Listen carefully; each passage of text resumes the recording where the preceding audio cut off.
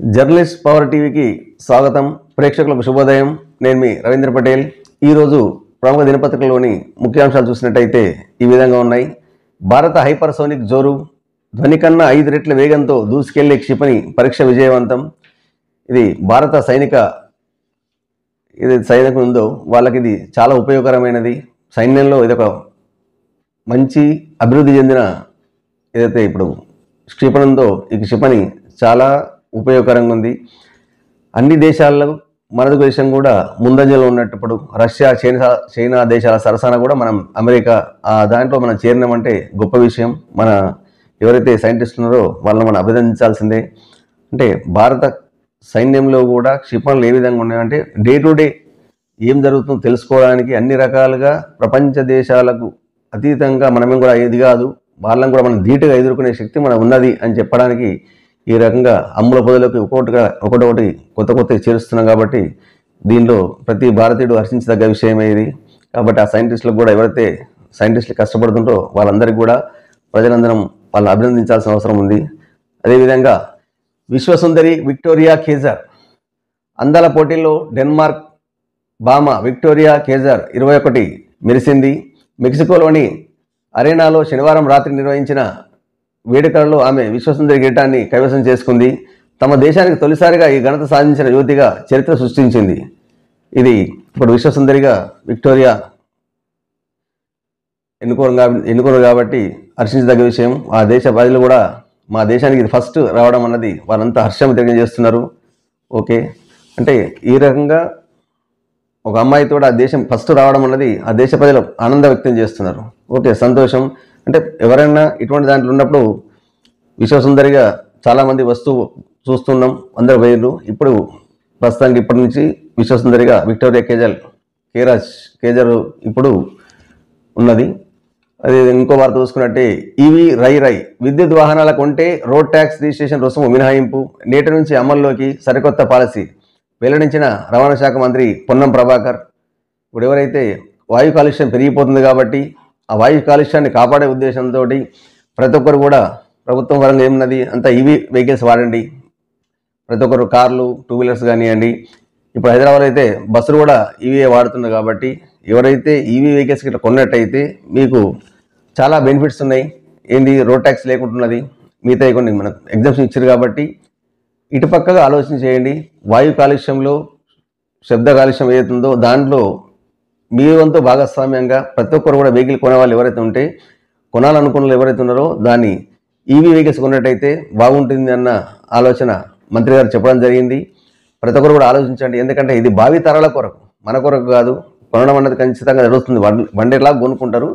కానీ భావి తరాలను దృష్టిలో పెట్టుకొని మనం ఈవీ బండ్లు ఉన్నట్టయితే ఈ సమస్య నుంచి భావి తరాలకు మనం మంచి వాయు కాలుష్యం లేకుండా, శబ్ద కాలుష్యం లేకుండా ఏదైతున్నదో దీన్ని కాపాడవుతాం. కాబట్టి దాంట్లో ఈ బృహత్ ప్రణాళికలో ప్రతి ఒక్కరు భాగస్వామ్యం కావాలనే ఉద్దేశంతో మంత్రి గారు చెప్పడం జరిగింది. కాబట్టి ఎవరైనా కొత్త వెహికల్స్ కొనే వాళ్ళు ఉంటారు, ఎందుకంటే ఎగ్జామ్స్ ఉన్నాయి కాబట్టి దీంట్లో ట్యాక్సీలన్నీ మినహాయింపిస్తున్నాం. కాబట్టి ఖచ్చితంగా ఈ బండ్ల మీద కొన్నట్టయితే మనం పర్యావరణం కాపాడిన వాళ్ళైతాం. కాబట్టి ప్రజలు ఆలోచించి దీనికి సహకరించాల్సిందిగా మంత్రి గారు కోరుతున్నారు. వాస్తవమే, మనం కూడా సహకరించాల్సిందే. కూడా బృహత్ ప్రణాళికకు ఆమోదం.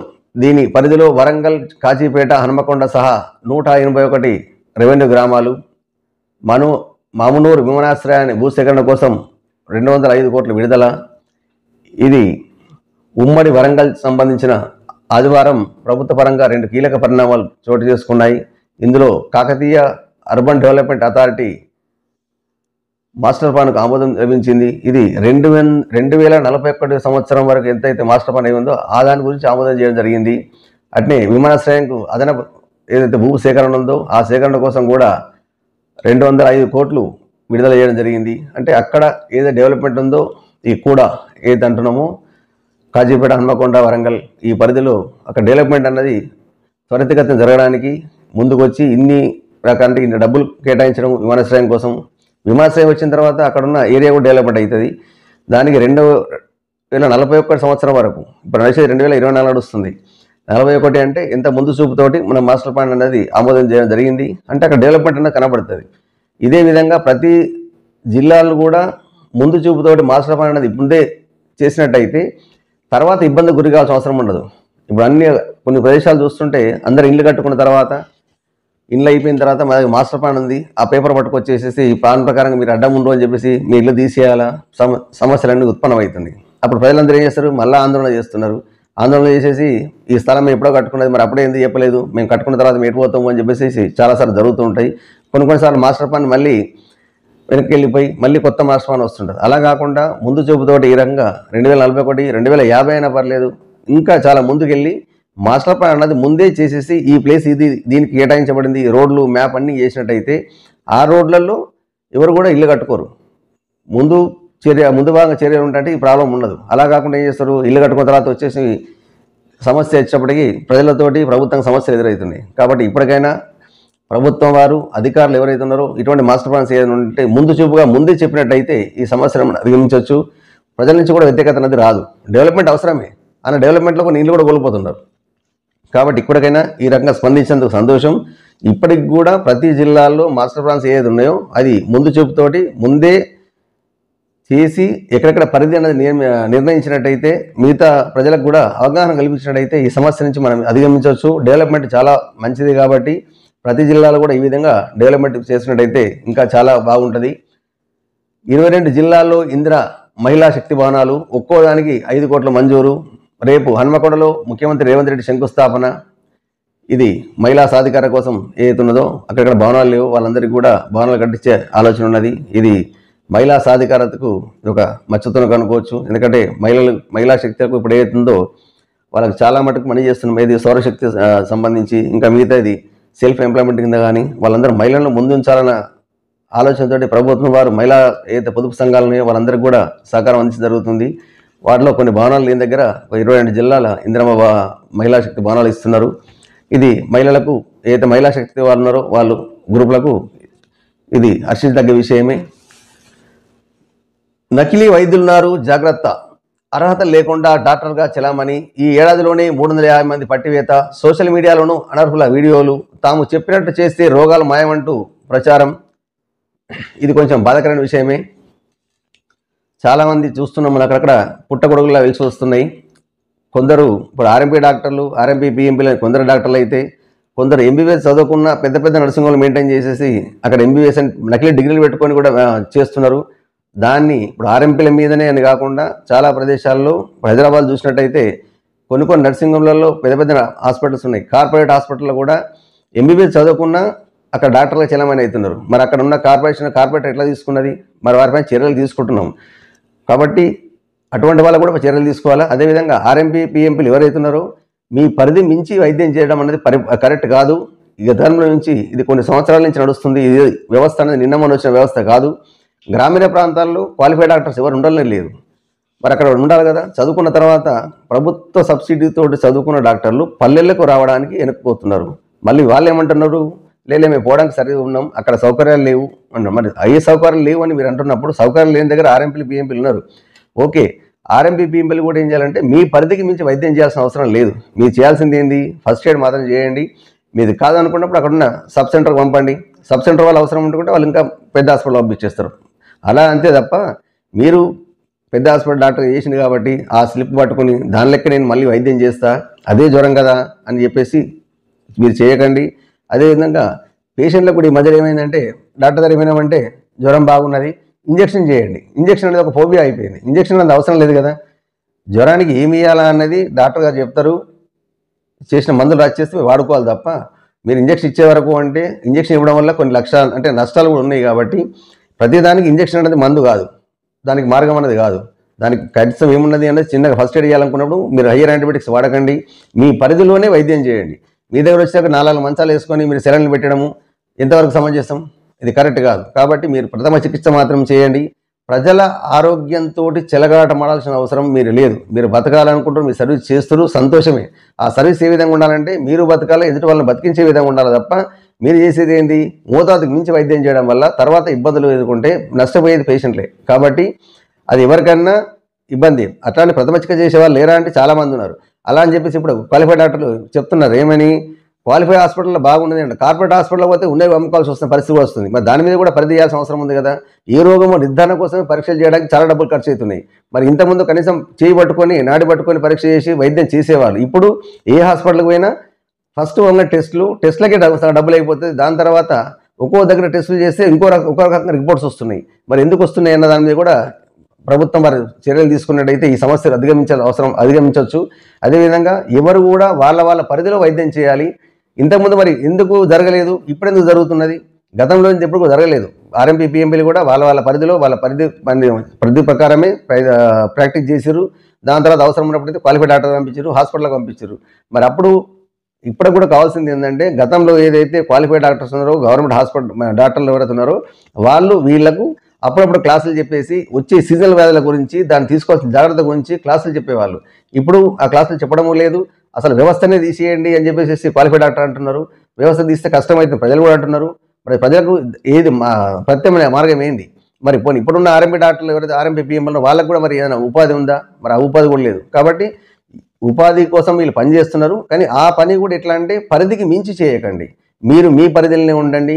ఏదైతే ఫస్ట్ ఎయిడ్ ప్రథమ చికిత్స అంటే ప్రథమ చికిత్సనే చేయండి తప్ప మీరు మోతాదుకి మించి ఇంతకుముందు పెద్ద డాక్టర్ గారు రాసిర్రు జ్వరం వచ్చినప్పుడు ఈ చిట్టి మెయింటైన్ చేసిన కాబట్టి నేను అదే మెయింటైన్ చేసి నేను అదే ఇస్తా అంటే అన్ని జ్వరాలు ఒకటి కావు, అన్ని రోగాలు ఒకటి కావు. ఒక్కొక్క మనిషికి ఒక్కొక్క రంగు ఉంటుంది. మన వయసుతో పాటు బాడీ వెయిట్ మెయింటైన్ చేయాల్సి వస్తుంది, వెయిట్తో పాటు చూసుకోవాల్సి వస్తుంది. ఏదో డోస్ ఇచ్చేసాం కదా, ఇప్పుడు వయసు వచ్చింది 50 ఏళ్ళు కాబట్టి మంచి డోస్ ఇస్తా అంటే కుదరదు. మనిషి వెయిట్ చూడాల్సి వస్తుంది, అక్కడ ఉన్న పరిస్థితి చూడాల్సి వస్తుంది. అందుకని పేషెంట్ గురించి క్షుణ్ణంగా అవగాహన కలిగిన తర్వాతనే మనం ఫస్ట్ ఎయిడ్ అనేది చేయాలి. అలా కాకుండా వయసు ఏదో దూరం ఉన్న మంది కూడా రాసిస్తాం. కొందరు అయితే ఫోన్లో కూడా వైద్యం చేస్తున్నారు. కొందరైతే మేము ఏదో చేస్తున్నాం, మేము చెప్పినట్టు చేస్తున్నాం, మీకు రోగాలన్నీ మాయమైతే అని చెప్తున్నారు. దానికి శాస్త్రీయత లేదు కదా. కాబట్టి ఈ ఫోన్లో వీడియోలు వేసేసి ఫేస్బుక్లో పెట్టేసి ఈ రోగం వస్తే ఇది వాడుకుంటే తగ్గిపోతుంది అని చెప్పేసి ఈ మందులు వాడుకోండి అని చెప్పేసి చాలామంది చెప్తున్నారు. ఎందుకంటే క్వాలిఫైడ్ డాక్టర్స్ ఏదైతే కొన్ని అక్కడ చేసి వీడియోలు చేసి పెడుతున్నారు, దానికి ప్రత్యేకంగా వీళ్ళు వచ్చి మేము కూడా చేయగలుగుతామని చెప్పడం అంటే ఇక్కడ పోటీ అన్నది కాదు. వాస్తవంగా జరిగింది ఏదైనా ఉంటే నిజాన్ని చెప్పండి అంతే తప్ప మీ యొక్క ఉనికి చాటుకోవడానికి ఫేక్ వీడియోలు అంటే మామూలుగా పెట్టేసి ఏదో జరిగిందని చెప్పేసి ఒకరికి మంచిగా అయిందని చెప్పేసి మన మీద పెట్టడం వల్ల ప్రజలు నష్టపోతారు. కాబట్టి ఇప్పటికైనా ప్రజలారా మీరు కూడా ఆలోచించండి. ఒక డాక్టర్ దగ్గర పోయినప్పుడు మీ సమస్యను విన్నవించండి. ఇంజక్షన్ ఇవ్వాలన్నా వద్దన్నది డాక్టర్ గారికి వదిలేయండి తప్ప మీరు ఇంజక్షన్ ఇస్తేనే డబ్బులు ఇస్తారు కాబట్టి అక్కడ ఉన్న ఊర్లో డాక్టర్లు ఏంటంటే ఖచ్చితంగా ఇంజక్షన్లు ఇస్తున్నారు. ఒక్కొక్క డాక్టర్ అయితే 2 ఇంజక్షన్లు ఇస్తున్నాడు, సెలైన్ బాటిల్ పెడుతున్నాడు. ఎందుకు సెలైన్ పెట్టించుకుంటారో పేషెంట్కి అర్థం కాదు, ఎందుకు పెడుతుంటారో డాక్టర్కి అర్థం కాదు. డబ్బులు తీసుకోవడానికి డాక్టర్ పెడుతుందా అన్నది కూడా అనుకోవాల్సి వస్తుంది. ఒక్కోసారి జరిగినప్పుడు కొన్ని కుటుంబాలు రోడ్డుపైకి వస్తాయి. కాబట్టి డాక్టర్లు ఆలోచించండి, అవసరం ఉన్న మేరకే వైద్యం చేయండి, ప్రథమ చికిత్స పరిధిలోనే చేయండి. అలా అని చెప్పి క్వాలిఫైడ్ డాక్టర్ హాస్పిటల్ పోతే కూడా ఉన్నది ఉడుచుకుపోతుందని చెప్పేసి ప్రజలు కూడా అంటున్నారు. 2 సైడ్లో ఉండదు. ఇక్కడ తప్పు ఒక్కరిదే అని లేదు. ప్రజలు కూడా మీ దగ్గరికి పోయినప్పుడు మీకు వచ్చే ప్రాబ్లం కూడా ఉంది. కాబట్టి దయచేసి ప్రజలారా ఆలోచించండి. మీకు సంబంధించిన రోగం ఎంతవరకు ఉందో ఆ డాక్టర్ ఎంతవరకు చేస్తే అంతవరకు చేయించుకోండి. కానీ మీరే ఉచిత ఇచ్చేసి డాక్టర్ గారు సెలైన్ పెట్టండి, డాక్టర్ గారు ఇంజక్షన్లు ఇవ్వండి అని చెప్పి సలహాలు ఇవ్వకండి దయచేసి. ఇక అప్పుడు డాక్టర్ ఏం చేస్తారు, డబ్బులు ఇస్తారు కాబట్టి అని ఆ కకృతి పడి కొందరు ఈ రకంగా చేయడం కూడా జరుగుతుంది. కాబట్టి దయచేసి ప్రజలారా మీరు కూడా ఆలోచించండి. వైద్యం ఎంతవరకు చేయాలో డాక్టర్కి తెలుసు, అంతే చేయించుకోండి. హాస్పిటల్ ఇప్పుడు క్వాలిఫైడ్ హాస్పిటల్ ఏదో పెద్ద హాస్పిటల్ ఏమో అక్కడ కూడా మీరు కొంచెం వైద్య సేవ అన్నదాన్ని మరుగున పడకుండా కార్పొరేట్ వైద్యం అంటే పరిశీలన కాకుండా కొంచెం వైద్యం మీద దృష్టి సారించి పేషెంట్లకు ఏదైతే మంచిగా ఉందో దయచేసి మీరు అక్కడ బిల్స్ అంటే ఏదైతే ఎక్కువ అంటే ఉన్నది కార్పొరేట్ హాస్పిటల్ ఖర్చులు ఉన్నాయి, లేవు అని చెప్పిన అన్నకి లేవు. అలా అని చెప్పి పేషెంట్ కూడా భరించే స్థితిలో లేడు. కాబట్టి దాన్ని కమర్షియల్ కాకుండా సేవా దృక్పథంతో అలా అని చెప్పి అందరు డాక్టర్ ఆ మీద కోవ కట్టడానికి లేదు. మనకు చాలామంది డాక్టర్ సేవాభావంలో ఉన్నారు, కొందరు కమర్షియల్ కూడా ఆలోచిస్తారు. కాబట్టి ఆ కమర్షియల్ కొందరు ఎవరైతే ఉన్నారో అలా ఆర్ఎంపీలు పిఎంపీలు ఉన్నారు, కమర్షియల్ ఆలోచిస్టర్లు, అదేవిధంగా క్వాలిఫైడ్ డాక్టర్ ఉన్నారు. కాబట్టి వీళ్ళు సేవ వైద్యో నారాయణో హరి అని ఏదైతుందో ఆ దాన్ని నాడు ఏదైతుందో దాన్ని పూర్తి సార్థకతగా ఉంచాలంటే ఖచ్చితంగా మీరందరూ ఎవరైతే వైద్యం పడుతున్నారో వాళ్ళు కొంచెం సేవాభావాన్ని ఏర్పాటు చేసుకోండి. ప్రజలను దృష్టిలో పెట్టుకోండి. ప్రజలు కూడా మన కుటుంబ సభ్యులే అనుకున్నట్టయితే ఈ సమస్యల నుంచి మనం అధిగమించవచ్చు. కాబట్టి ఇక ముందు ఈ సమస్యలు రావద్దంటే ప్రజలు కూడా అవగాహన పెంచుకోండి. ఎక్కడ ఇంతవరకు వైద్యం జరుగుతుందని చేయించుకోండి. పెద్ద హాస్పిటల్ అయితే డబ్బులు ఎక్కువైతే అని చెప్పేసి ఇక్కడున్న చిన్న డాక్టర్ తోటి మనం అన్నీ చేయించుకున్నప్పటికీ కొన్నిసార్లు సమస్యలు ఉత్పన్నమవుతున్నాయి. కాబట్టి ఇక్కడ వాళ్ళ పరిధిలో వాళ్ళు చేసే విధంగానే ఉంచండి. ఆయన ఏం చెప్తారో అది వినండి అంతే తప్ప ఈ డాక్టర్ గారు చెప్పారు అని వదిలేసేసి ఇంకో డాక్టర్ దగ్గర పోతే ఆయన సెలైన్ బాటిల్ పెడతారు, ఇంజక్షన్లు ఇస్తారు, అన్ని ఇస్తారు కాబట్టి ఆయన దగ్గర పోదామని తర్వాత మీ సమస్య అక్కడే సర్దుమనుకోవచ్చు. కానీ కొన్నిసార్లు ఏమైతే అంటే టెస్టులు చేయకుండా కూడా ప్రాబ్లం వస్తున్నది. టెస్టులు చేస్తే ఏమైతే రోగం నిర్ధారణ జరగాలి కదా. జ్వరం రావడానికి కారణాలు చాలా ఉన్నాయి. జ్వరం ఎందుకు వచ్చింది తెలుసుకోవచ్చు. లోపల ఇన్ఫెక్షన్ ఉన్నా రావచ్చు, ఇంకా సమస్యలతో రావచ్చు, వాతావరణంలో రావచ్చు, మీకు ఇంకేమైనా ప్రాబ్లమ్స్ ఉన్నా రావచ్చు.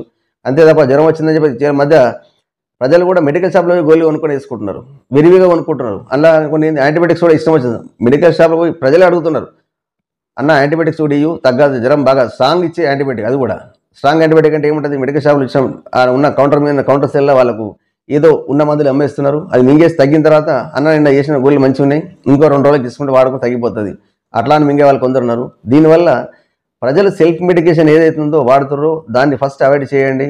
కౌంటర్ సేల్గా ప్రజలకు ఇచ్చే మందులను కూడా అవాయిడ్ చేసినట్టయితే ఇంకొంచెం అధిగమించిన వాళ్ళు ఇద్దరు. కాబట్టి ఇక్కడ ఏదైతే ఇప్పుడు ఎంసీఏ వాళ్ళు చూస్తున్నారో అది ఆర్ఎంపీ పిఎంపీలనే కాకుండా మెడికల్ షాపుల్లో ఇచ్చే మందులు కౌంటర్ సేల్ అయితే చేస్తారో దాని మీద కూడా దృష్టి సారించే అవసరం ఎంతైనా ఉంది. కాబట్టి ఇక్కడికైనా స్పందించి ఒకరినే బాధ్యులను చేయకుండా ఇలా వాస్తవికత ఆలోచించి దీనికి నివారణోపాయం చేయాలని చెప్పేసి మనం తెలియజేస్తున్నాం.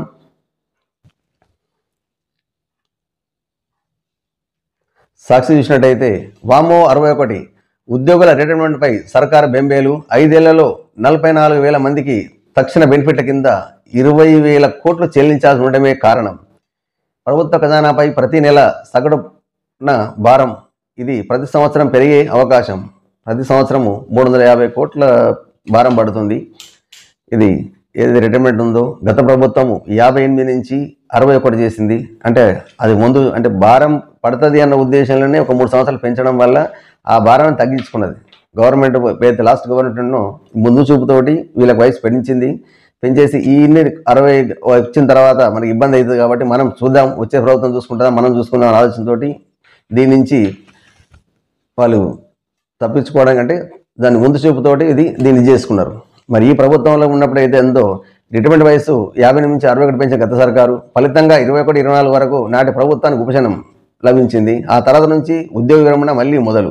ఎలా గట్టెక్కాలని తలపట్టుకున్న ప్రభుత్వం ప్రస్తుతం medical bill, surrender bill, leave బిల్లులకే పైసలు సరిలేవు, జీతాలకే ఇబ్బంది, మిగతా దానికి కష్టం ఉంది. మరి ఇప్పుడు 61 సంవత్సరాల నుంచి ఈ సంవత్సరం ఇప్పుడు నుంచి రిటైర్మెంట్ అన్నది ఈ ప్రభుత్వంలో ఇంకా 4 సంవత్సరాలు ఉంది కాబట్టి 4 సంవత్సరాలు రిటైర్మెంట్లో చాలా మంది ఉన్నారు.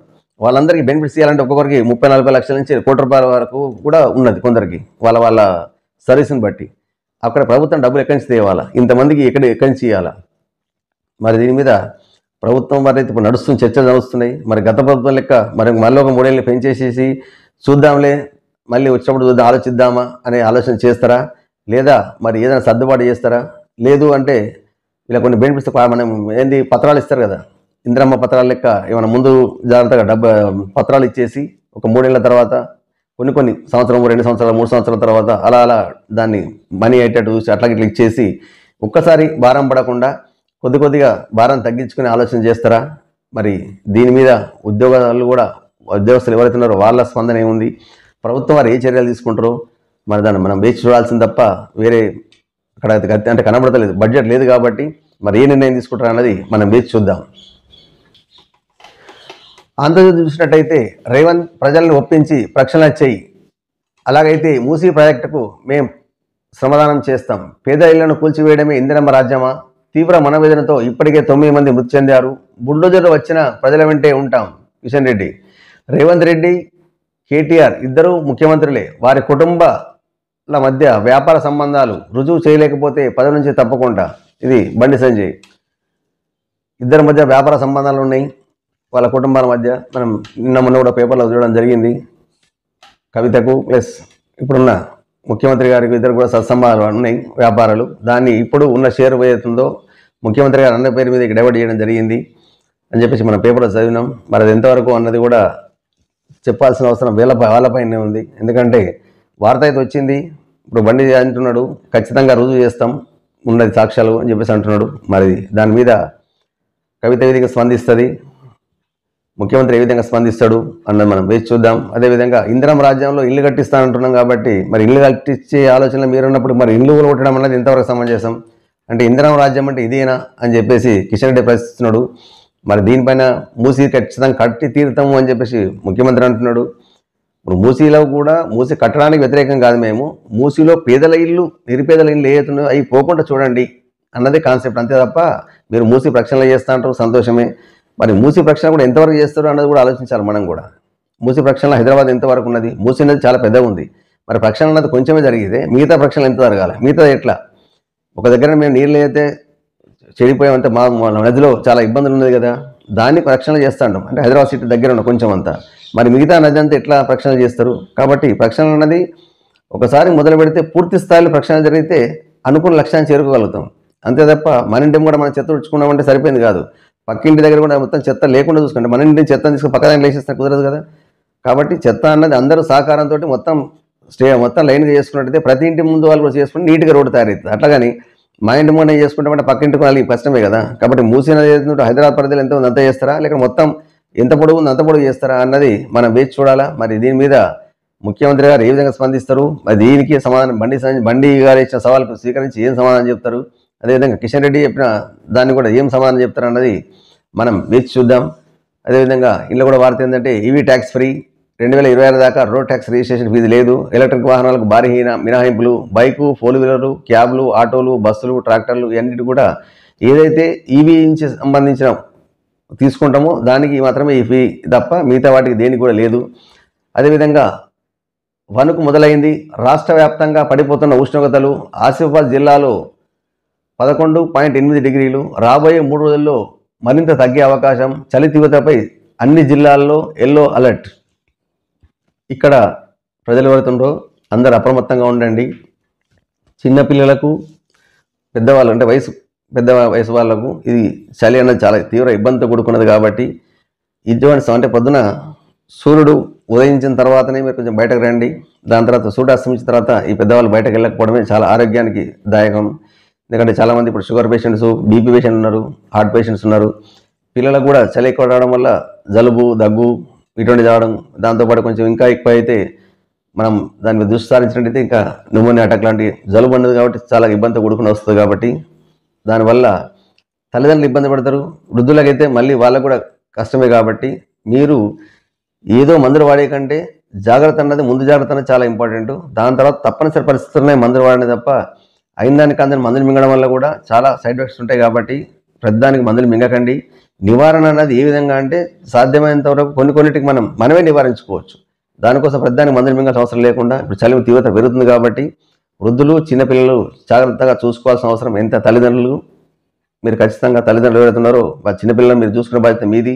ఇంకా పెద్దవాళ్ళు ఎవరైతున్నారో మీ తల్లిదండ్రులు చూసుకోవాల్సిన బాధ్యత మీది. కాబట్టి దయచేసి వాళ్ళని దృష్టిలో పెట్టుకొని ఈ వాతావరణం బాగాలేదు కాబట్టి దీని నుంచి మనం బయటపడాలంటే సూర్యుడు ఉదయించిన తర్వాత అంటే ఎండ ఉన్నప్పుడే కొంచెం పని చూసుకుంటే బాగుంటుందండి. చలిలో తప్పనిసరి అవసరం ఉన్నప్పుడు మాత్రమే వెళ్ళండి తప్ప చలి ఉన్నంత వరకు ఈ చలిలో వెళ్ళకండి. వెళ్ళి ఆరోగ్యాన్ని పాడు చేసుకోవద్దు. చలి మంచిదే ఆరోగ్యం అని చెప్పేసి పొద్దునప్పుడు చలికాలం కాబట్టి ఏం కాదు అని చెప్పి అనుకుంటారు. కానీ సమస్యలు, శ్వాసకోశ వ్యాధి సమస్యలు వస్తుంటాయి. కాబట్టి దీని నుంచి అధిగమించాలంటే మనం చలిలో తిరగకపోవడం ఒకటే ముందు జాగ్రత్త. కాబట్టి ఇంకో వార్త చూసుకున్నట్టయితే మనము సంగారెడ్డి కలెక్టర్ సంతకం ఫోర్జరీ. ఇది 40 కోట్ల విలువైన ప్రభుత్వ భూమిపై కన్ను, అమ్మేందుకు ఎన్ఓసి కూడా తయారీ, స్వతంత్ర సమరయోధుల వారసుల కుట్ర, 5 అరెస్టు, పరారులో 4. ఇది ప్రభుత్వ భూమి కనబడితే ఈరోజు ఇప్పుడైతే కొందరు చోటామోటా నాయకులు కబ్జా చేస్తున్నారు. దాంతోపాటు అధికారులు ఉన్నలు ప్రతినిధులు చేస్తున్నారు. అదే దాంట్లో ప్రజలు కూడా స్వతంత్ర సమరయోధులు ఎవరైతే ఉన్నారో, ఫ్రీడమ్ ఫైటర్స్, వాళ్ళ వారసత్వంగా ఉన్న వారసులు ఎవరైతే ఉన్నారో గతంలో ఆ భూములు ఫ్రీడమ్ ఫైటర్స్ కేటాయించడం జరిగింది. దాని తర్వాత ప్రభుత్వం దాన్ని విరమించుకున్నది.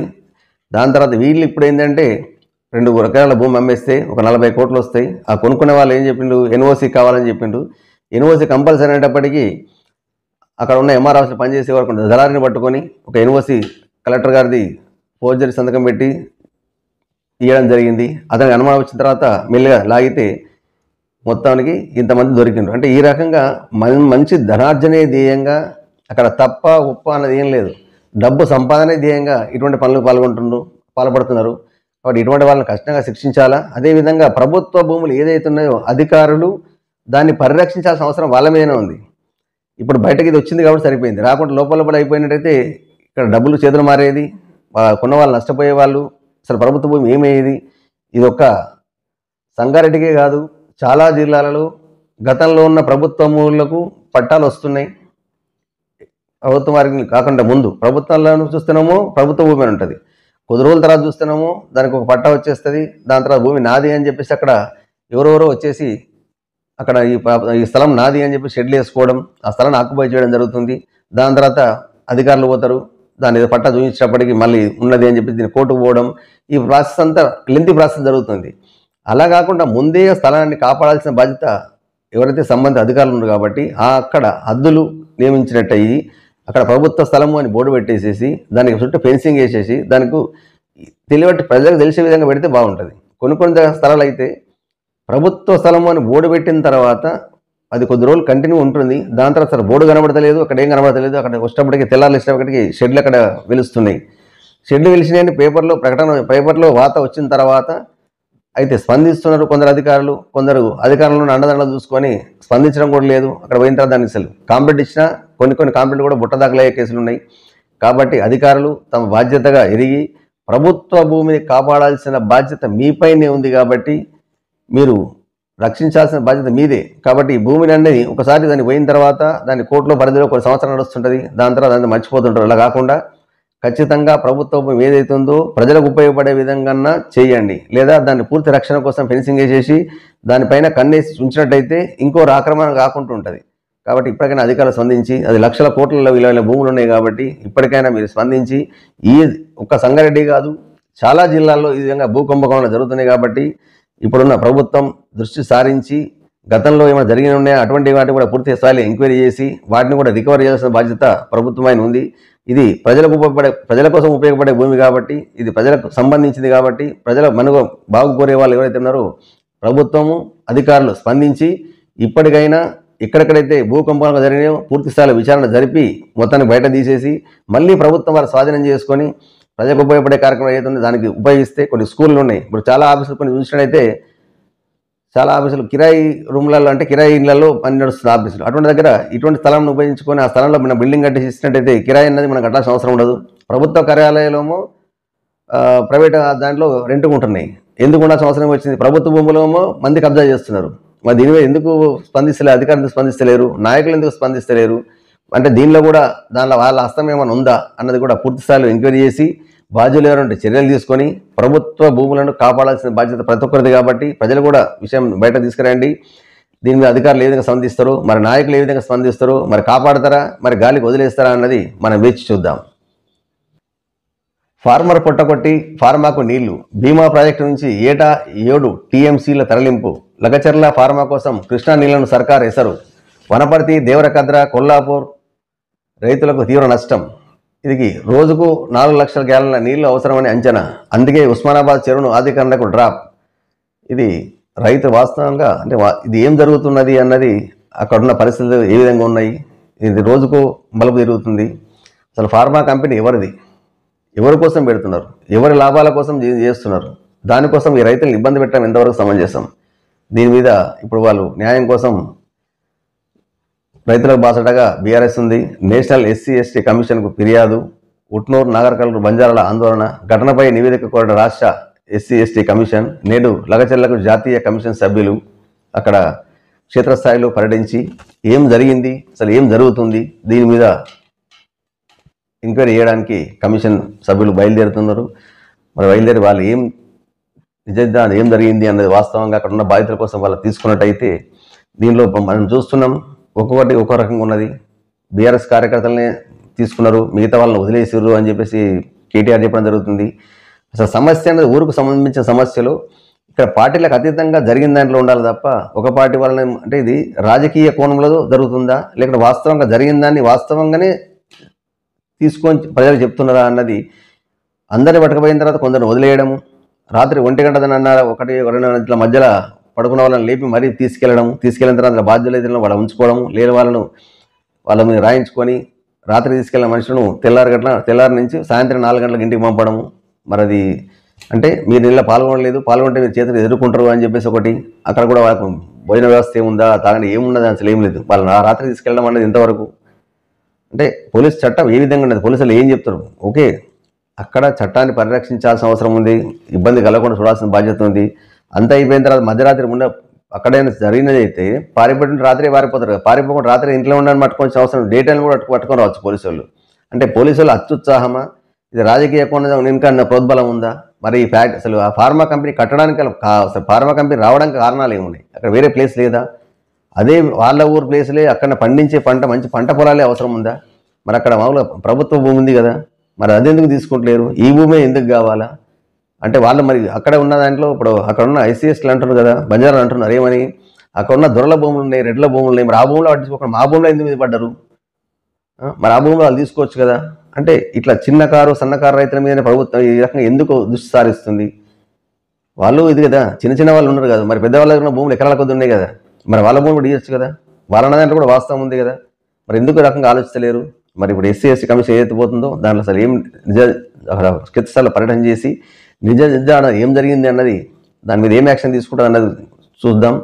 అదేవిధంగా ప్రభుత్వం వారు కూడా ప్రజలకు ఇబ్బంది కలిగించకుండానే ప్రభుత్వం ఉండాలి తప్ప, ప్రభుత్వం ప్రజలకు ఇబ్బంది కలిగించి ఈ పాలన చేయడం వల్ల ప్రజలకు నష్టం ఇబ్బంది చేయడం వల్ల ఏం సాధించాలని. కాబట్టి ఏ ప్రభుత్వమైనా ఆలోచించాల్సింది ప్రజల బాగు కోసమే ఆలోచించాలి.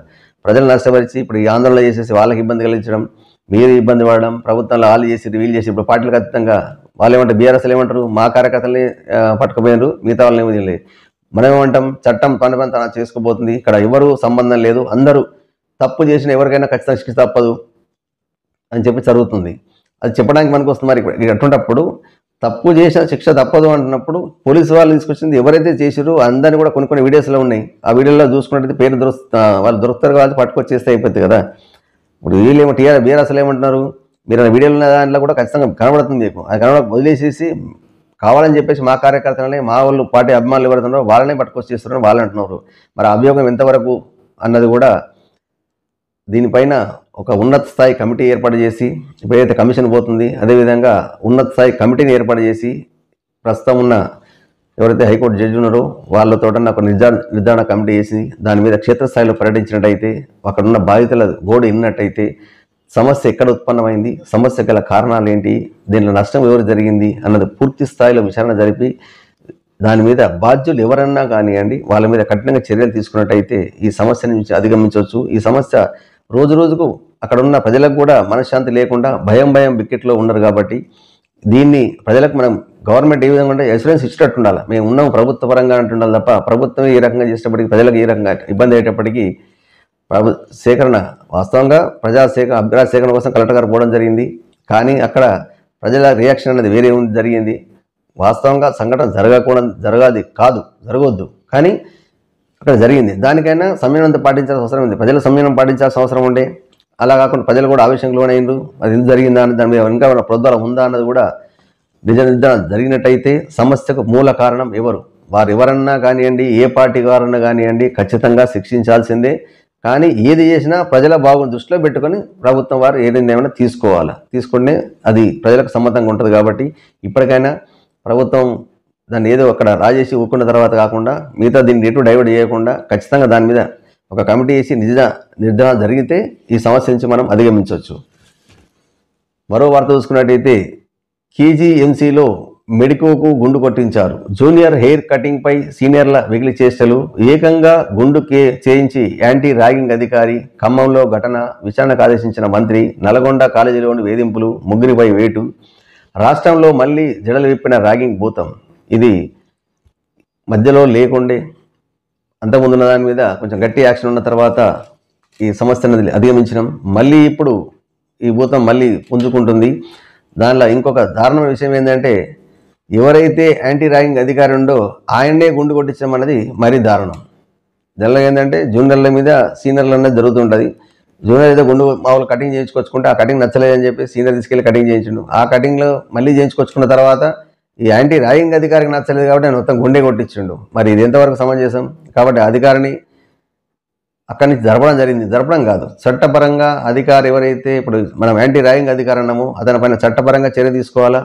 ఈ ఘటనల మీద మంత్రి లేటుగా స్పందించారు. అయినా స్పందించిన సంతోషమే. ఇది ఒక కాలేజీలే కాకుండా అన్ని కాలేజీలో కూడా యాంటీ ర్యాగింగ్ స్క్వాడ్స్ ఉన్నాయి. దాంతోపాటు పోలీస్ వ్యవస్థ కూడా దాని మీద దృష్టి సారించింది. కాలేజీ యజమానులు ఏవైతున్నాయో అక్కడున్న డెన్లు ప్రిన్సిపాల్ ఎవరైతే వాళ్ళు కూడా దాని మీద దృష్టి సారించినట్టయితే ఈ సమస్య నుంచి అధిగమించవచ్చు. అదేవిధంగా ఏ సమస్యను నిర్భయంగా చెప్పుకునే విధంగా అక్కడ ఒక బాక్స్ పెట్టినట్టయితే ఎవరితో ఇబ్బంది ఉంది అన్నోన్గా కొన్ని ఫేస్ టు ఫేస్ చెప్పలేం కాబట్టి ఖచ్చితంగా అక్కడ ఒక బాక్స్ ఫిర్యాదులు పెడతాం కదా, ఆ పెట్టెలో వేసినట్టయితే ప్రతి ఒక్క సమస్యను విద్యార్థులు ఇప్పుడు గౌరవ సుప్రీంకోర్టు ఇచ్చింది, ఇప్పుడు ఏం ఆర్డర్స్ ఏమి ఇచ్చింది, కొన్ని దగ్గర ఏమని చెప్పి పెట్టారు కదా, బాక్స్ పెట్టమని చెప్పడం జరిగింది రిజిస్ట్రేషన్ ఆఫీసులలో. అలా కాకుండా ప్రతి ఆఫీసులో కూడా పెట్టమని మనం అంటున్నాము. అదేవిధంగా కాలేజీలో కూడా అవసరం కాబట్టి అక్కడ ఫిర్యాదులు పెట్టి ఉంటే తీసుకొని ఎవరైనా ఫిర్యాదు చేసినట్టయితే దాన్ని ఫిర్యాదును గోప్యంగా ఉంచి విచారణ ఎవరైతే అధికారంలో విచారణ అతను పిలిచి మాట్లాడిన తర్వాత చర్య తీసుకున్నట్టయితే ఈ సమస్య పునరావృతం కాకుండా ఉంటుంది. ఇప్పటికైనా ఇప్పుడు విద్యార్థులు భయాందోళన, కాలేజీకి వెళ్ళాలంటే చదువుకోవాలన్న ఏదో సంకల్పం ఉందో అటువంటి విద్యార్థులకు ఇది చాలా ఆటంకంతో కూడుకున్నది, మనోధైర్యాన్ని కోల్పోతారు. కాబట్టి ఇటువంటి మెడికల్ కాలేజీలలో పెద్ద పెద్ద కాలేజీలు ఏది జరుగుతున్నాయో ఈ ర్యాంక్ అన్న పెనుభూతం మళ్ళీ పుంజుకుంటుంది. కాబట్టి ఇప్పుడే పుంజుకోక ముందే దాన్ని పూర్తి స్థాయిలో మనం అణచివేసినట్టయితే ఈ విద్యార్థులందరూ కూడా చదువు మీద దృష్టి సారించినట్టయితే, ఎందుకంటే మానసిక క్షోభ వల్ల కొందరు విద్యార్థులు ఒకసారి ఆత్మహత్య చేసుకోవడానికి కూడా ఆస్కారం ఉంది. కాబట్టి ప్రభుత్వం ఇప్పటికైతే మంత్రి స్పందించిండు, దాని మీద పోలీసు వ్యవస్థ కూడా అక్కడక్కడ ఏదైతే కాలేజీలు ఉన్నాయో ఆ కాలేజీలలో కూడా సమావేశాలు ఏర్పాటు చేసి చట్టపరంగా చర్యల గురించి ఒకటి, రెండవది దాని మీద ఒక బాధ్యత కూడా అప్పుడప్పుడు ఉంటారు. కాబట్టి అప్పుడప్పుడు కాలేజీలకు వెళ్తూ అక్కడ స్థానికంగా ఉన్న ఎస్ఐ గారు కావచ్చు, సంబంధిత పోలీసు అధికారులు కాలేజీలకు కూడా అప్పుడప్పుడు పర్యవేక్షణ చేసి ఇటువంటి దాని మీద అవగాహన కల్పించాలి. పోలీసు కూడా కన్ను ఉంది అన్న భావన ఈ ప్రజల ఎవరైతే స్టూడెంట్స్ ఉన్నారో వాళ్ళకి కలిగినట్టయితే ఆ భయం అన్నది వాళ్ళ దగ్గర ఉంటుంది. కాబట్టి ప్రభుత్వం ఈ రకంగా చర్యలు తీసుకొని అక్కడ ఉన్న కాలేజీ పిల్లలకు కూడా మోటివేషన్ క్లాసెస్ అన్న ఏర్పాటు చేసి ఇది చేయడం తప్పు, చేయడం వల్ల భవిష్యత్తులో నష్టపోవడం జరుగుతుంది. కాబట్టి అది ఎవరైనా ఇప్పుడు జూనియర్లు వచ్చిన సీనియర్ చేయడం వల్ల ఈ సీనియర్లు ఇంకో దగ్గర పోతే మళ్ళీ జూనియర్లే, కాబట్టి ప్రతి ఒక్కరు కూడా ఎదుర్కోవాల్సిన అవసరం వస్తుంది. కాబట్టి ఇప్పుడు ఎంబీఏ చదువుతున్నారు, నెక్స్ట్ పీజీ చేయడం కూడా అంటే అక్కడ జూనియర్లే కదా, మరి వాళ్ళ సీనియర్లు చేసిన వీళ్ళంతా బాధపడతారు. కాబట్టి ఒకసారి చేసే వాళ్ళు కూడా ఆలోచించండి, మీరు ఎంత సీనియర్లు అయినా మీరు ఒకప్పుడు జూనియర్లే, మళ్ళీ మీరు ఇంకో కాలేజ్ పోయినప్పుడు మీరు అక్కడ జూనియర్లే కాబట్టి పై చదువులు వెళ్ళినప్పుడు. కాబట్టి ఒకసారి ఆలోచన చేయండి, వాళ్ళు మన మిత్రులే, మన స్నేహితులే, తోటి డాక్టర్లే. కాబట్టి మీరు ఆ రకంగా చేయడం అనేది భావ్యం కాదు. ఎవరైతే అంటే క్షణికంగా క్షణిక ఆనందం కోసం ఇంకొకరు బాధ పెట్టడం అన్నది కరెక్ట్ కాదు. కాబట్టి ఇప్పటికైనా మీరు మంచి చదువుతుంటూ కాబోయే డాక్టర్లు ఈ విధంగా చేయడం కరెక్ట్ కాదు. దీనిపైన ప్రభుత్వం వారు పోలీసు వ్యవస్థ దృష్టి సారించి ఇటువంటిది పునరావృతం కాకుండా గట్టి చర్యలు తీసుకొని విద్యార్థుల భవిష్యత్తును దృష్ట్యా దీన్ని ఎంత తొందర అయితే అంత తొందరగా దీని చర్యలు తీసుకున్నట్టయితే వాళ్ళందరికీ మనోధైర్యం ఉంటుంది, చదువు మీద దృష్టి పెడతారు. కాబట్టి ప్రభుత్వం వారు స్పందించండి. ఈ వార్తలు ఇంతటితో సమాప్తం. తిరిగి రేపు కలుద్దాం. నమస్తే.